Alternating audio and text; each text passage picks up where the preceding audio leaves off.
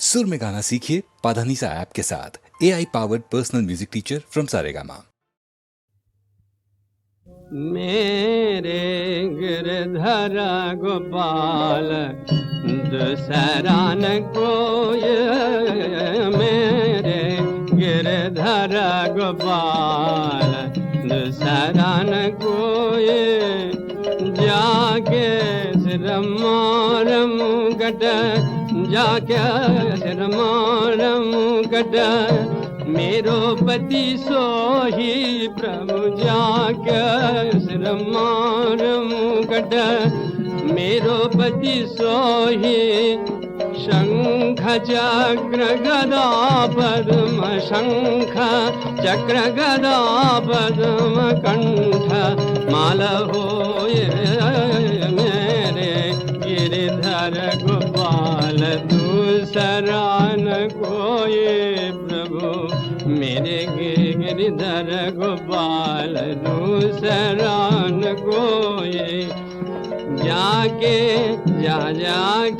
सिर मोर मुकट, जाके अधर मुरली चरण नुपुर कंठे वनमाला, जाके अधर मुरली चरण नुपुर कंठे वनमाला।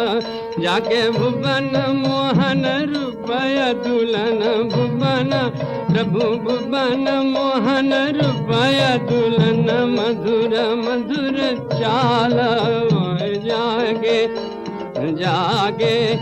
जागे प्रभु गोपाल,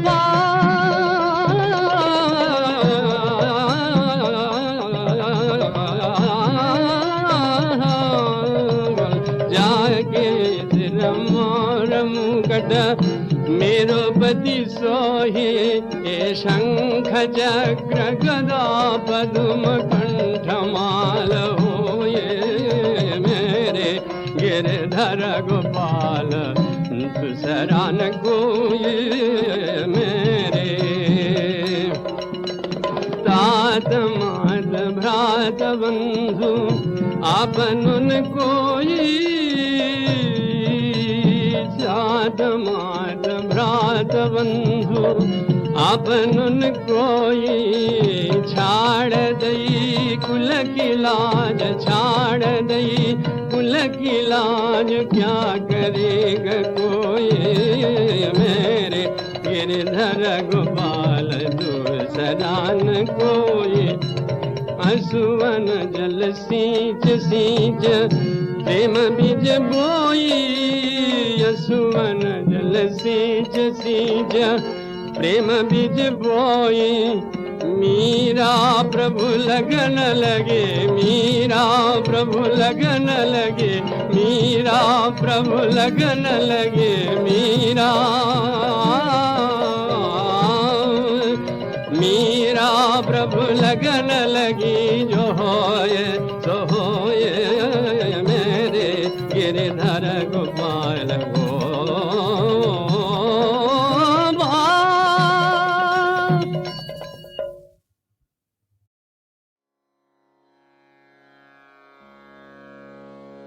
दोस्तों, भारत में तीर्थ स्थानों की कितनी महिमा है यह आपको मुझे बताने की आवश्यकता नहीं, पर इस बात पर तो विचार किया ही जा सकता है कि आखिर क्यों है इतनी महिमा। क्यों भारत एक तीर्थ प्रधान देश है। देश का कोई ऐसा कोना नहीं जहां पर धार्मिक और ऐतिहासिक मान्यता से जुड़ा कोई तीर्थ नहीं। तीर्थ इसलिए महान हैं क्योंकि हर किसी पवित्र स्थान पर कोई न कोई धार्मिक, आध्यात्मिक या वैज्ञानिक घटना घट चुकी होती है। उसी घटना के सम्मान में इस तीर्थ की अपनी एक विशेष उपयोगिता होती है। इसी उपयोगिता का लाभ उठाने के लिए ऋषि मुनि, वेद वेदांग और उपनिषद और पुराण हमें तीर्थ करने की सलाह देते हैं। मैं शैलेंद्र भारती आज की कथा, जिसे मैंने पद्म पुराण से लिया है, उसमें यही समझाना चाहता हूं कि तीर्थ क्यों इतने महान हैं और उनसे क्या क्या लाभ हमें पहुंच सकते हैं। एक्चुअली ये कथा एक संवाद है। सुनिए, जितने तीर्थों की बात की गई उन सबको समय के अभाव के कारण बताना तो संभव नहीं है, पर आप उसका एक ट्रेलर देख सकते हैं। ये बात महाभारत काल की है। पांडवों के राज्य का अपहरण हो चुका था। पांडव द्रौपदी के साथ वन में रह रहे थे। एक दिन उन्हें परम महात्मा देवर्षि नारद जी ने दर्शन दिए। पांडवों ने उनका स्वागत सत्कार अच्छे से किया। नारद जी ने उनकी की हुई पूजा को स्वीकार किया और युधिष्ठिर से बोले, धर्मात्माओं में श्रेष्ठ, तुम क्या चाहते हो? चाहते तो युधिष्ठिर शायद अपना खोया हुआ राज्य ही होंगे, पर उन्होंने नारद जी से ऐसा कुछ भी नहीं कहा। अपने राज्य को तो वो अपने पुरुषार्थ से ही प्राप्त करना चाहते थे। उन्होंने नारद जी से कुछ अजीब ही आध्यात्मिक प्रश्न पूछ लिया। राजा युधिष्ठिर ने भाइयों सहित हाथ जोड़कर प्रणाम किया और बोले, महाभाग, आप संपूर्ण लोकों द्वारा पूजित हैं। आपके संतुष्ट हो जाने पर मैं अपने को कृतार्थ मानता हूं। मुझे किसी बात की आवश्यकता नहीं है। मुनिश्रेष्ठ, तीर्थ यात्रा के लिए जो समूची पृथ्वी की परिक्रमा करता है उसको क्या फल मिलता है? हो सकता है कि युधिष्ठिर ने यह प्रश्न इसलिए भी किया कि उनका वनवास चल रहा था। तो जब भ्रमण करना ही था तो क्यों न उन पवित्र स्थानों का किया जाए जिनसे उन्हें पुण्य लाभ होता। नारद जी पांडवों को तीर्थ की महिमा सीधे सीधे नहीं बताते। उन्होंने उसे एक संवाद के रूप में बताया और बोले, राजा दिलीप और महर्षि वशिष्ठ जी के बीच जो संवाद हुआ था वो मैं बताता हूं। वशिष्ठ जी ने कहा, तीर्थ ऋषियों के परम आश्रय हैं। मैं उनका वर्णन करता हूं। वास्तव में तीर्थ सेवन का फल उसे ही मिलता है जिसके हाथ, पैर और मन अच्छी तरह अपने वश में हों, जो विद्वान, तपस्वी और कीर्तिमान हो तथा जिसने दान लेना छोड़ दिया हो, जो संतोषी, नियम परायण, पवित्र, अहंकार शून्य और उपवास यानी कि व्रत करने वाला हो, जो अपने आहार और इंद्रियों पर विजय प्राप्त कर चुका हो, जो सारे दोषों से मुक्त हो तथा जिसमें क्रोध का अभाव हो, जो सत्यवादी हो और सबके प्रति अपने जैसा भाव रखने वाला हो, उसी को तीर्थ का पूरा फल प्राप्त होता है। राजन, दरिद्र मनुष्य यज्ञ नहीं कर सकते क्योंकि उसमें नाना प्रकार के साधन और सामग्री की आवश्यकता होती है। इसीलिए राजा या धनवान पुरुष ही यज्ञ का अनुष्ठान कर पाते हैं। मैं तुम्हें वह शास्त्रोक्त कर्म बतला रहा हूं जिसे दरिद्र मनुष्य भी कर सकते हैं तथा जो पुण्य की दृष्टि से यज्ञ फलों की समानता करने वाला है। उसे ध्यान देकर सुनो। सो डियर फ्रेंड्स, यहां पर वशिष्ठ जी ने बड़ा ही प्रैक्टिकल सॉल्यूशन दिया है उन लोगों के लिए जो यज्ञ या और बड़े धार्मिक अनुष्ठान नहीं कर सकते। तो आगे सुनिए, अब वे तीर्थों की महिमा बता रहे हैं। पुष्कर तीर्थ में जाकर मनुष्य देवाधिदेव के समान हो जाता है। महाराज, दिव्य शक्ति से संपन्न देवता, दैत्य तथा ब्रह्मर्षि गण वहां तपस्या करके महान पुण्य के भागी हुए हैं। जो मनीषी पुरुष मन से भी पुष्कर तीर्थ के सेवन की इच्छा करता है, उसके सब पाप धुल जाते हैं तथा वह स्वर्ग लोक में पूजित होता है। इस तीर्थ में पितामह ब्रह्मा जी सदा प्रसन्नता पूर्वक निवास करते हैं।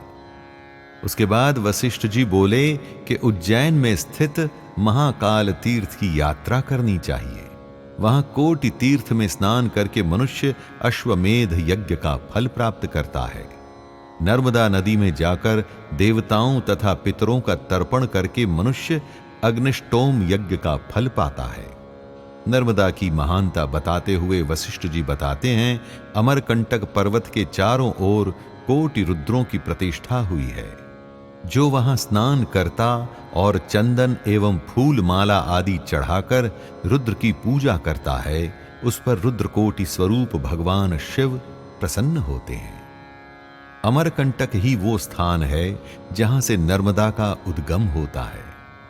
नदियों से जुड़े तीर्थ स्थानों के बारे में आगे वशिष्ठ जी बताते हैं कि गंगा और यमुना के संगम में स्नान करके मनुष्य जिस फल को प्राप्त करता है, वही फल उसे कावेरी नर्मदा संगम में स्नान करने से भी मिलता है। वहां सब पाप का नाश करने वाला महान पुण्य फल प्राप्त होता है। इस तरह से वशिष्ठ जी ने और भी कई तीर्थों की महिमा के बारे में बताया। अभी युधिष्ठिर का मन नहीं भरा था। उसने नारद जी से और कई तीर्थों की बात की। तब नारद जी ने हिमालय के पुत्र अर्बुद पर्वत की यात्रा करने की बात की। कहते हैं कि यहां पूर्व काल में पृथ्वी में छेद था, शायद ज्वालामुखी हो, इसलिए यह स्थान दक्षिण राजस्थान में स्थित है। यहां पर महर्षि वशिष्ठ जी का आश्रम भी है। दोस्तों, भारत में जितने तीर्थ हैं उनकी शायद गिनती भी संभव ना हो, क्योंकि यहां की मिट्टी के कण कण में धर्म बसता है। इसीलिए हर स्थान की अपनी एक विशेष महिमा है। सब तीर्थों की यात्रा करना शायद मनुष्य के लिए संभव ना हो, पर सब तीर्थों की यात्रा की इच्छा होना एकदम संभव है। जब मन में इच्छा होगी, उसके बाद फिर तीर्थ यात्रा का कार्यक्रम भगवान पे छोड़ दीजिए। भगवान भी फिर ऐसे उपाय निकालेंगे कि तीर्थ यात्रा के प्रोग्राम आपको बनते हुए दिखाई देंगे। तो आया समझ में दोस्तों? अगर आपको भगवान के स्थान पर तीर्थ करने की इच्छा हो तो यह न सोचे कि आप जा रहे हैं, ना, वो तो भगवान स्वयं ही आपका प्रोग्राम बना देंगे। चलिए, तीर्थ यात्राओं के लिए मैं आपको शुभकामनाएं देता हूं और आपसे आज्ञा लेता हूं। नमस्कार।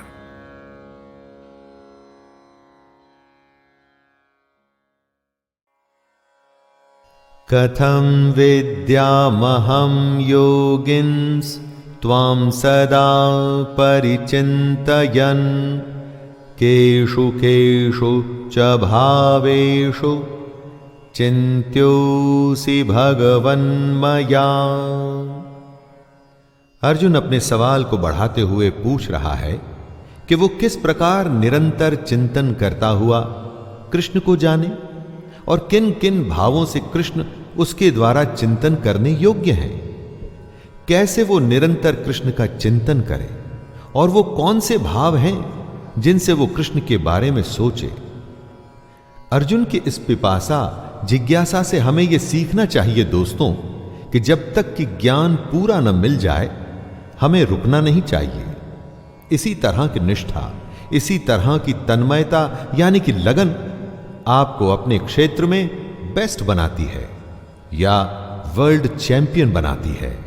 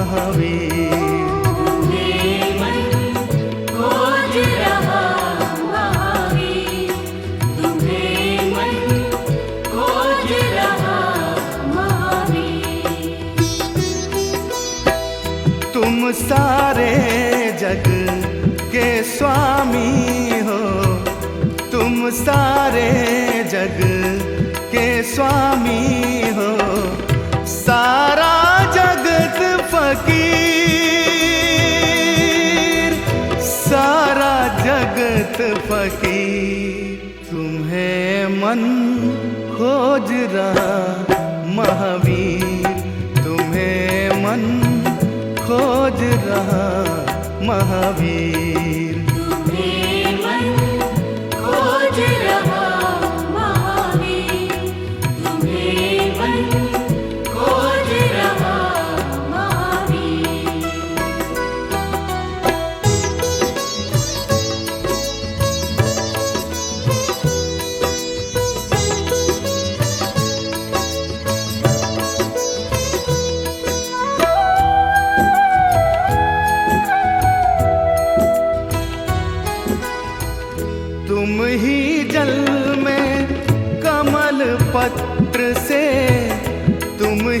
पत्र का नीर।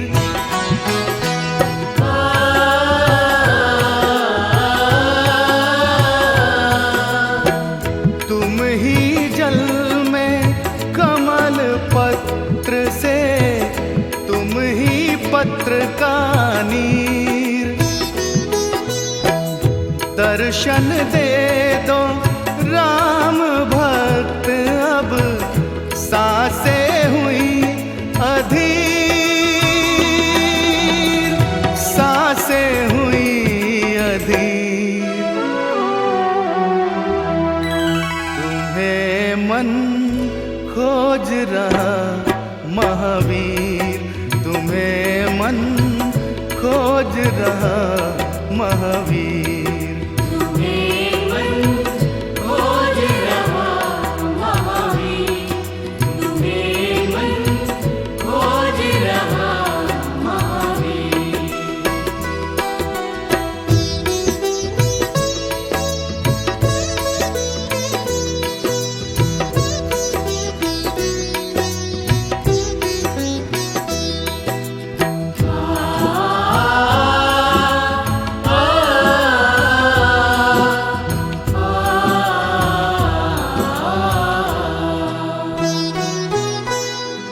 राम भक्त हम भक्त तुम्हारे, देखो हृदय को चीर।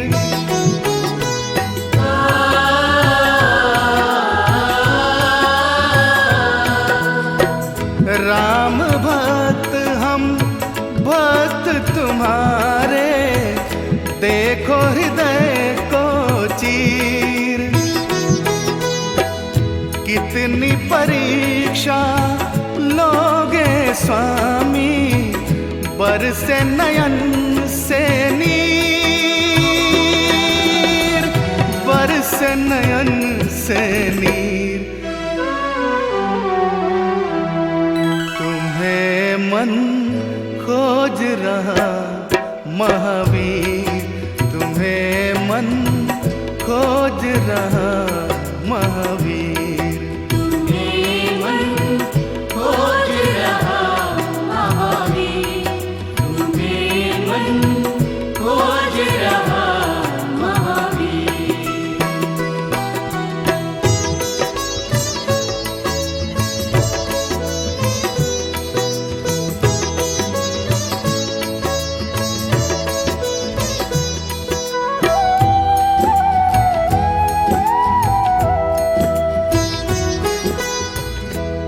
साकेत पुरी के वासी, सरयू सरिता तीर।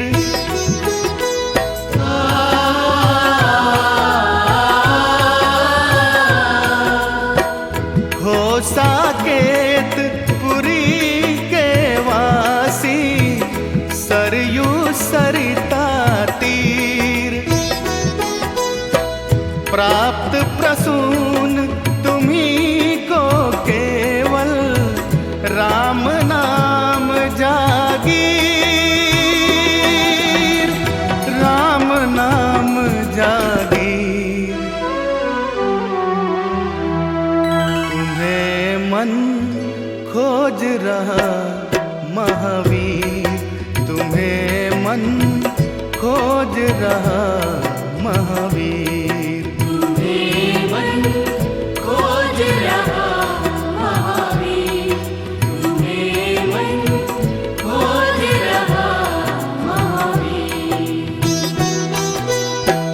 तुम सारे जग के स्वामी हो, तुम सारे जग के स्वामी हो।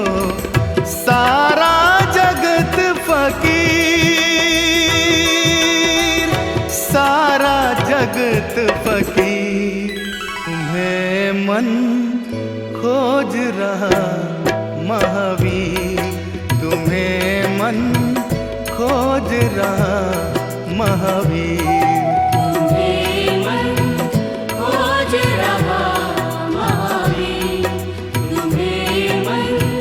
खोज रहा महावीर, तुम्हें मन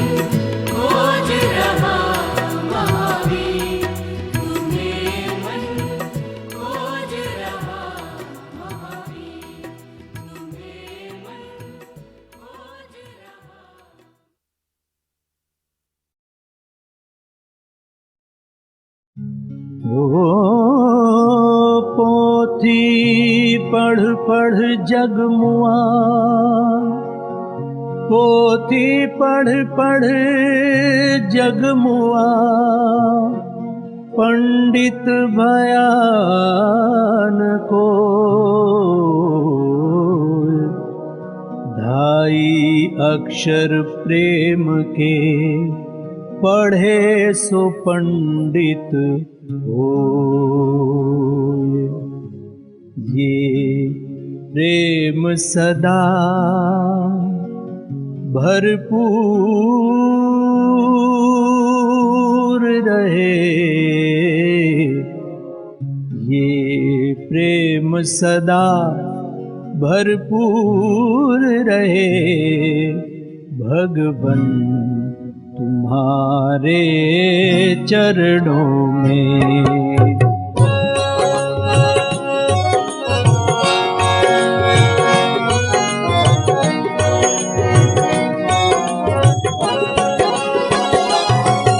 ये प्रेम सदा भरपूर रहे, ये प्रेम सदा भरपूर रहे, भगवन तुम्हारे चरणों में।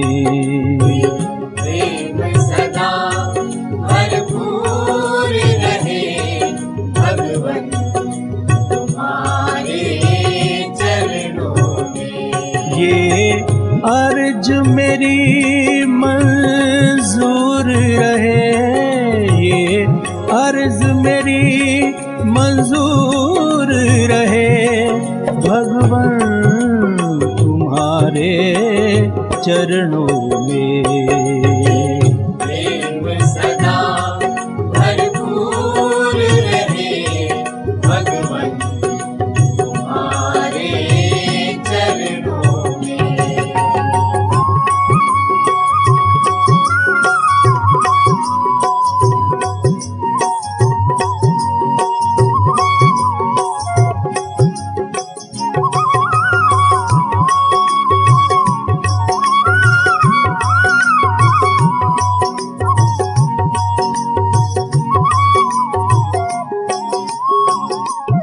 जीवन का मैंने सौंप दिया, ये दौर तुम्हारे हाथों में। जीवन का मैंने सौंप दिया, ये दौर तुम्हारे हाथों में। उद्धार पतन अब मेरा है, उद्धार पतन अब मेरा है, भगवन तुम्हारे चरणों में। उद्धार पतन अब मेरा है, भगवन तुम्हारे चरणों में। प्रेम सदा भरपूर रहे, भगवन तुम्हारे चरणों में।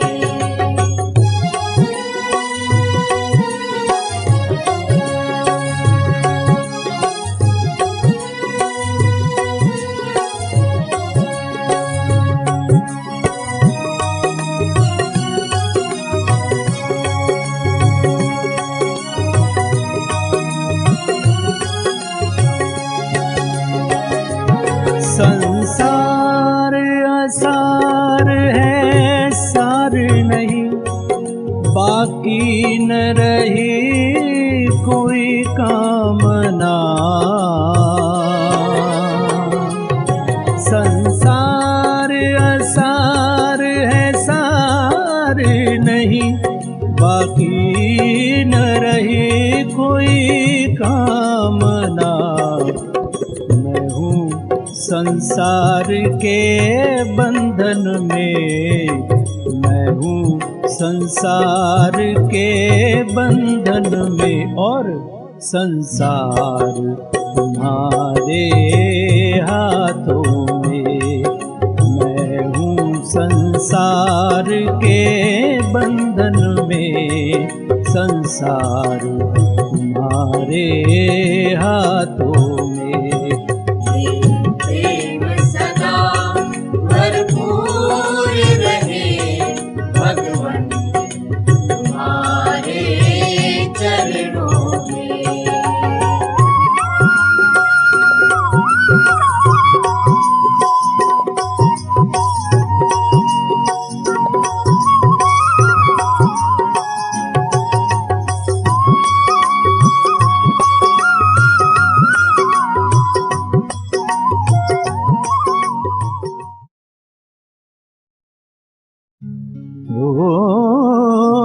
पोथी पढ़ पढ़ जगमुआ,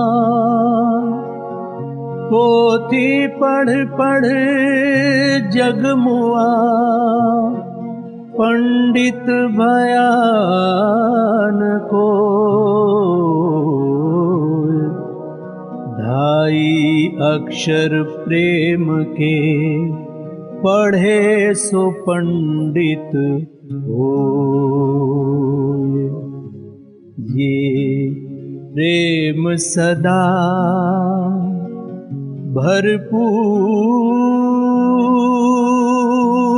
रहे,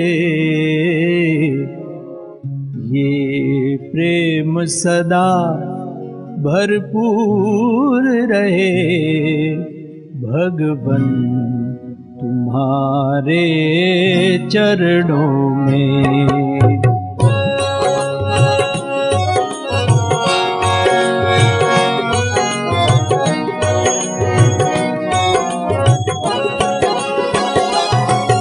ये प्रेम सदा भरपूर रहे, ये प्रेम सदा भरपूर रहे, भगवन तुम्हारे चरणों में। प्रेम सदा भरपूर रहे, भगवन तुम्हारे चरणों में।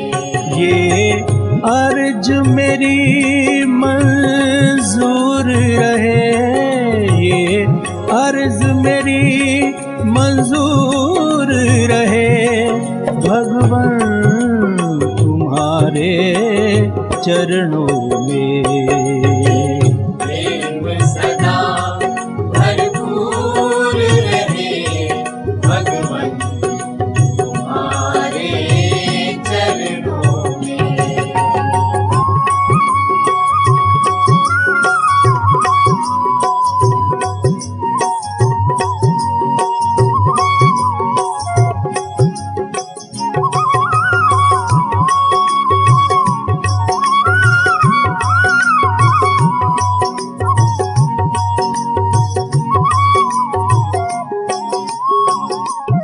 जीवन का मैंने सौंप दिया, ये दौर तुम्हारे हाथों में। जीवन का मैंने सौंप दिया, ये दौर तुम्हारे हाथों में।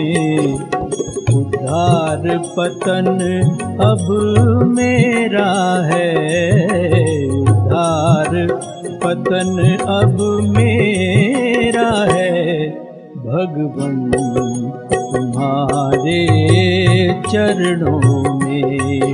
उद्धार पतन अब मेरा है, भगवन तुम्हारे चरणों में। प्रेम सदा भरपूर रहे, भगवन तुम्हारे चरणों में।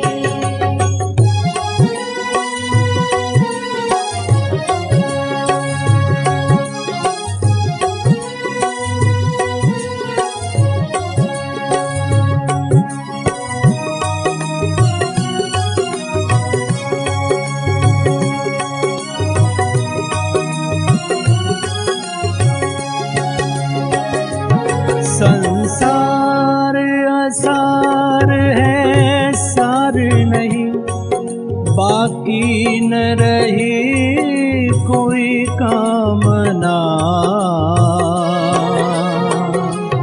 संसार असार है, सार नहीं, बाकी न रही कोई कामना। मैं हूँ संसार के बंधन में, मैं हूँ संसार के बंधन में, और संसार तुम्हारे हाथों में।